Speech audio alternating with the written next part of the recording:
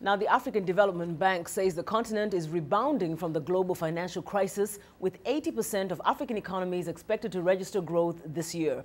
VOA West Africa correspondent Scott Stearns has that story.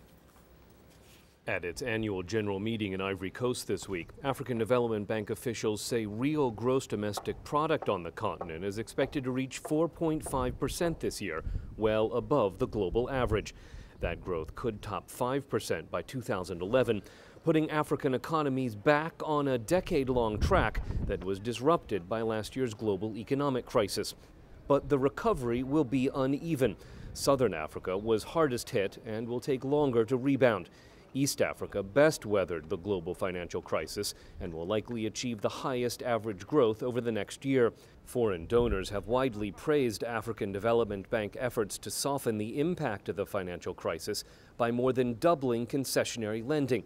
That's led donors to triple its capital base to $100 billion. Bank President Donald Kaberuka says the extra money will go to infrastructure and power. It is timely. It's a vote of confidence in Africa. I think it will give us enough firepower for now to provide the kind of response we need to meet some of these structural concerns now, which are mainly again around infrastructure. New African Development Bank power projects include a wind farm in northern Kenya, as well as several hydroelectric programs and coal and gas-powered plants. Per capita power consumption in Africa is about 400 kilowatts an hour. In developed countries, it averages 14,000 kilowatts an hour.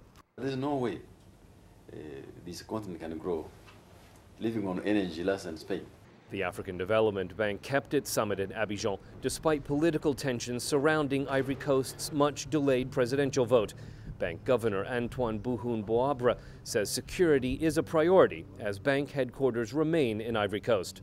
Oui, c'est une priorité parce que Yes, it is a priority. Now that security has been restored in our country, we think that the bank, that Africa, has entrusted Ivory Coast to keep its headquarters here.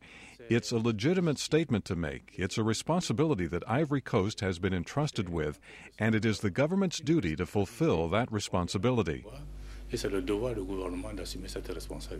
African Development Bank officials say stability in the financial sector has been key to weathering the financial crisis.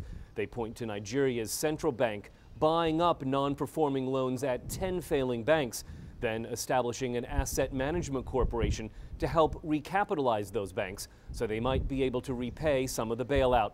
Scott Stearns, VOA News, Dakar.